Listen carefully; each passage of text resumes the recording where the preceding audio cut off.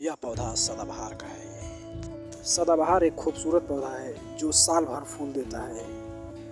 इस पौधे को पेरीविंकल भी कहा जाता है।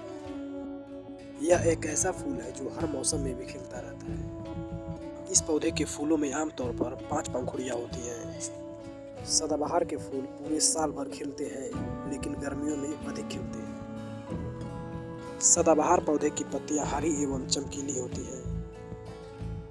सदाबहार के फूल बहुत ही सुंदर एवं आकर्षक होते हैं, इसलिए इन्हें सजावट के लिए भी इस्तेमाल किया जाता है। सदाबहार के पौधे को नियमित रूप से पानी देना चाहिए, लेकिन ज़्यादा पानी देने से बचना चाहिए, जिससे पौधे की जड़ें सड़ सकती हैं। सदाबहार के पौधे में समय समय पर खाद भी देना चाहिए।